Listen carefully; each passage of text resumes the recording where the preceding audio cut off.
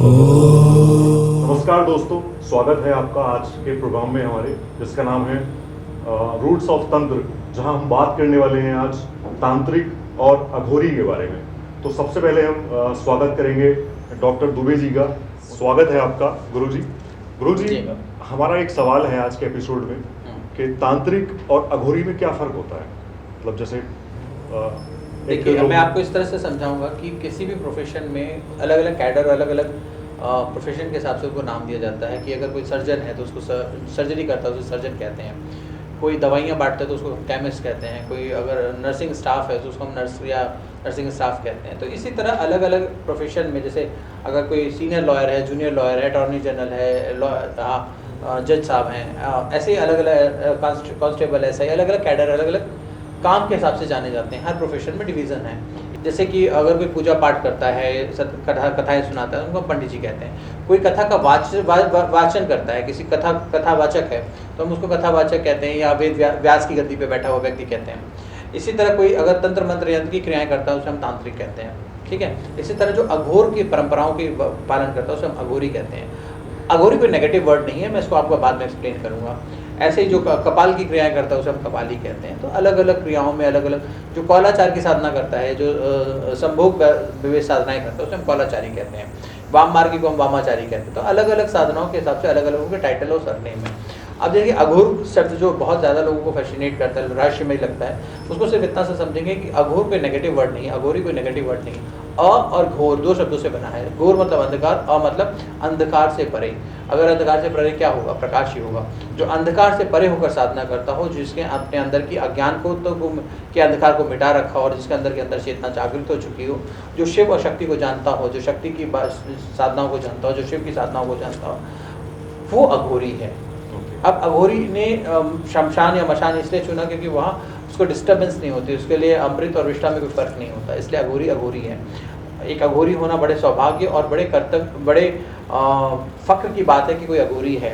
हम सब के लिए तो बहुत दुर्लभ अवस्था है कि हम उस अवस्था तक पहुँचें।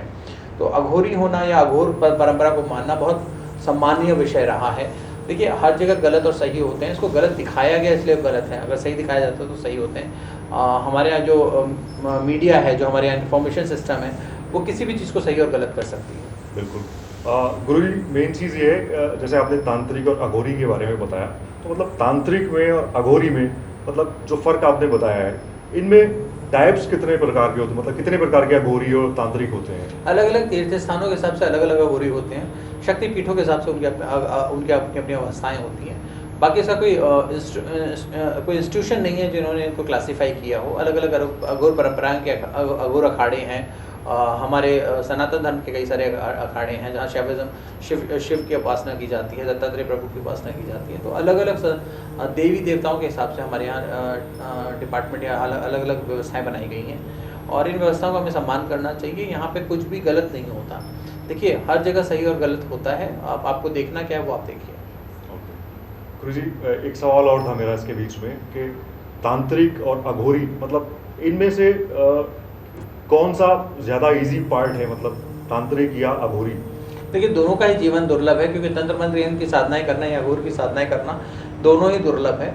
एक तांत्रिक अघोरी बनता है, अघोरी तांत्रिक नहीं बनता, ऐसा मेरा मानना है। अघोरी को सब कुछ आता है। एक अघोर जो होता है, अघोर का जो साधक होता है, वो अपने अपने श्रेष्ठ होता है, उसको सब कुछ आता है। उसके आगे उसको सीखने की कोई ज़रूरत नहीं होती, क्योंकि वो शून्य से उत्पन्न होता है और शून्य की तलाश में होता है। वो मशान में होता है, जहाँ पर ना आत्मा होती ना परमात्मा होता है, वहाँ पर सिर्फ सन्नाटा होता है। वो शून्य से उत्पन्न हुआ, शून्य को जाने को तैयार होता है। तो अघोर जो होता है वो उसको जान जाता है, सदैव उसकी 24/7 उसकी लीला में लील रहता है। तो उसकी शक्तियों को जानना, उसको समझना, उसका ज्ञान प्राप्त करना, ये अपने आप में एक दुर्लभ अवस्था है। अघोरी के बाद भी कोई पार्ट है गुरुजी ऐसा कोई जो इससे हायर जो रैंक होगी? मतलब नहीं, यहाँ पे कोई रैंक का वो नहीं है। अघोरी एक व्यवस्था है, अघोर परंपरा एक व्यवस्था है, उस व्यवस्था का पालन करते हैं। तो और देखिए, मैं आपको एक बात और बता दूं, इनसे डरने का विषय नहीं है, फिर प्लीज डरिए मत। अघोरी भी हमारे और आपकी तरह इंसान है। अब कोई क्रिमिनल हो जाए बात अलग है, तो आप क्रिमिनल से भी डरते हैं जी। पर अगर कोई क्रिमिनल नहीं है तो सब नहीं डरते। तो इसी तरह अघोरी क्रिमिनल नहीं है। अघोरी एक श्रेष्ठ हमारे व्यवस्था का एक अभिन्न अंग है, जो भगवान शिव के उपासक हैं, जो अघोर की साधना करते हैं। मतलब उनका जो पहनावा, उनका जो लिविंग स्टाइल होता है अघोरी का या तांत्रिक का, दोनों में क्या फ़र्क है मतलब, और लोग इतना डरते क्यों हैं दोनों से? देखिए, दोनों का जो लिविंग स्टाइल है, दोनों का वो उनका तरीका है जिससे उन्हें कोई डिस्टर्ब ना कर सके। ये बार-बार मैं एक बात कहता हूँ कि उनकी वेशभूषा इसलिए होती है कि उनको कोई डिस्टर्ब ना कर सके।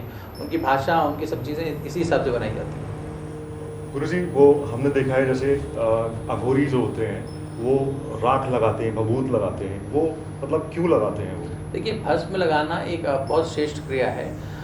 जो भस्म धारण करता है, यानी जो शमशान की जो भस्म होती है उसको जो धारण करता है, वो अपने आप को, अघोरी अपने आप को देखिए गर्म भस्म लगाते हैं वो। उसके कारण ये होता है कि सर्दी का मौसम होता है, गर्मी का मौसम होता है, वो अपने आप को, शरीर को सुरक्षित रखते हैं, क्योंकि अघोरियों के ज़्यादा वस्त्र नहीं पहनते हैं, ज़्यादा आडंबर में नहीं रहते, तो वो अघोरी भस्म को धारण करते हैं। भस्म के अंदर अगर साइंटिफिकली देखा जाए तो वो सारे मिनरल्स मिलते हैं जो आपकी बॉडी में हैं, तो आपकी बॉडी को प्रोटेक्ट करते हैं, वो एंटीबायोटिक का काम करते हैं वो। साइंटिफिक रीज़न ये है, और विश्वास है कि शमशान की राख लगाने से आप शिव के करीब जाएंगे। जैसे एक स्त्री 16 श्रृंगार करके अपने पति के सामने जाती है, वैसे वो भस्म का श्रृंगार करके अपने शिव के सामने जाता है। अगर मतलब जैसे आपने बताया कि वो शमशान की राख लगाते हैं, अगर नॉर्मली वो मतलब जैसी नॉर्मल राख होती है और शमशान की राख होती है, तो इसमें क्या डिफरेंस होता है? अगर वो लगा लें, मतलब उस चीज़ में लगाने में क्या फ़र्क होता है? देखिए, दोनों में एक चीज़ का डिफरेंस है कि जो नॉर्मल राख है उसमें डेड बॉडी बर्न नहीं हुई है। जब डेड बॉडी बर्न होती है तो उसके अंदर से कई सारे केमिकल्स निकलते हैं, कई बार मिनरल्स निकलते हैं जो उसकी बॉडी को, उसके शरीर के द्वारा उत्पन्न होते हैं। तो जब राख जलती है तो उसके अंदर भी वो शक्ति और सामर्थ्य हो जाता है। बहुत बहुत धन्यवाद गुरुजी आपका कि आपने इतना डिफाइन किया एक तांत्रिक को, अघोरी को। आज का हम दर्शकों को आपसे पूछना चाहेंगे, आज की टिप क्या है दर्शकों के लिए हमारे? देखिए, टिप मैं यही दे सकता हूँ कि आने वाला जो समय है, आने वाला जो अभी महीना है, वो सावन का महीना है, भगवान शिव की आराधना का है। तो रोज़ जाकर भगवान शिव पर जल चढ़ाएँ और उसमें थोड़ा सा चीनी, थोड़ा सा चावल डालें, भगवान शिव को चढ़ाएँ और अपनी इच्छाओं की, अपने वर्ग की प्राप्ति करें। क्योंकि जो हमारे भगवान शिव हैं वो भोले भंडारी हैं।